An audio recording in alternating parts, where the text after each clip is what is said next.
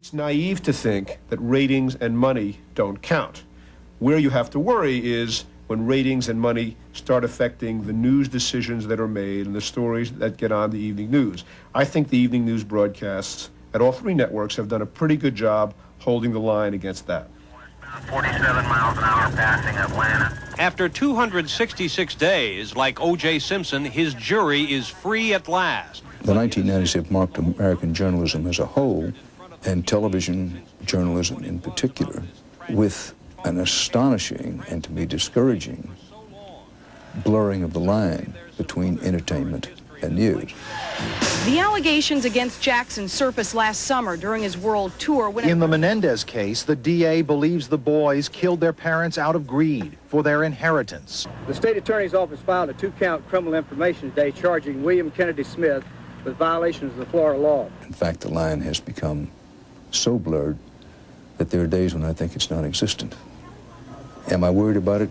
Absolutely. Do I think we've avoided it? No. We've tried, and I think we've done better than some, but we're not perfect. And do I know what to do about it? No.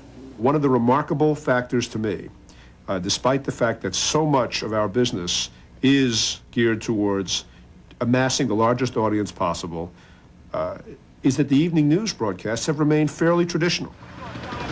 U.S. Marines with enough firepower to level the town escorted Somalia's 2 major warlords to peace talks today.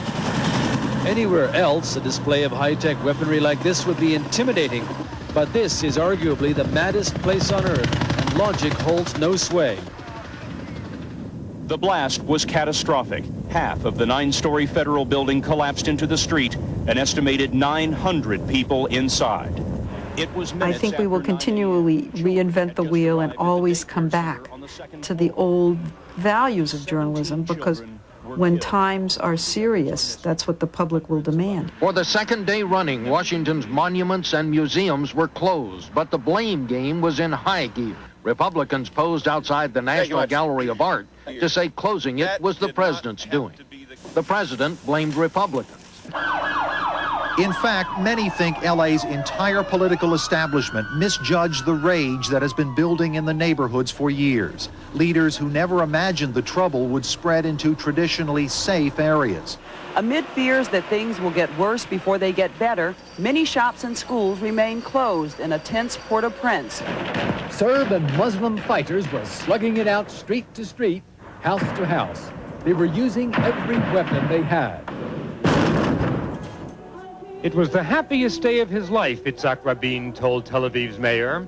The happiest day, he said, because so many young people came to declare themselves against violence. That was last night, and those were his last words. Today, Tel Aviv's largest square was invaded by sadness.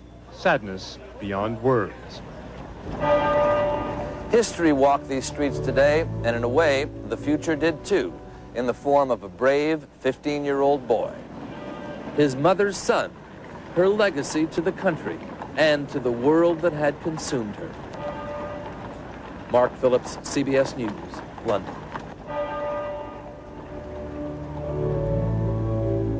A television set is several things. Sometimes it's a cinema, sometimes it's a sports arena, sometimes it's a newsroom, and sometimes it's a chapel. And it's where America goes at moments of stress. Americans don't turn to Billy Graham and Oral Roberts.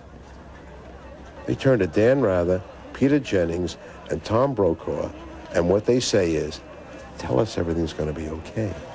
The search at sea today for answers to the tragedy of TWA Flight 800. I myself said the evening news is a dying form, and I'm wrong. It is surviving very, very nicely. This is the CBS Evening News. I'm a perfectionist.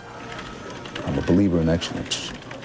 That's part of what I got from the Cronkites, Severides, and Collingwoods of the journalism world that used to be. We get together in an area called the Fishbowl, which is our decision-making room. with myself, the executive producer, Jeff Fager, our top assistants, and the director of the program.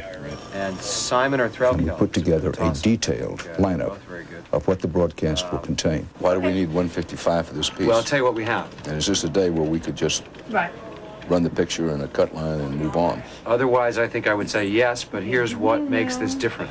And then at 6:30 Eastern Time, every night, ready or not, the red light goes on, and we start doing the evening news. Track.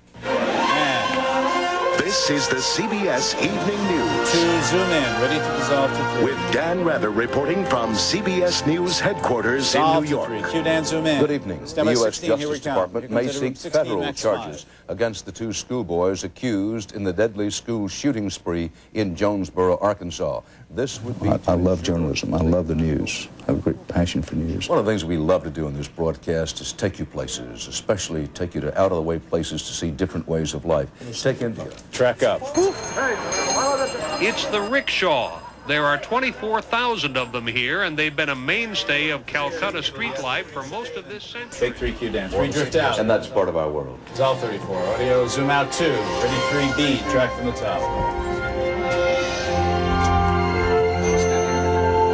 Roll 3B. Track tape. Very nice broadcast. Nice job, Eric. Very good, everybody. We'll start on 866. I go home happy every day. Thank you. Yeah, very well. Because I can be dumb as wall paint about a lot of things, but I'm at least smart enough to know I'm really lucky to have this job.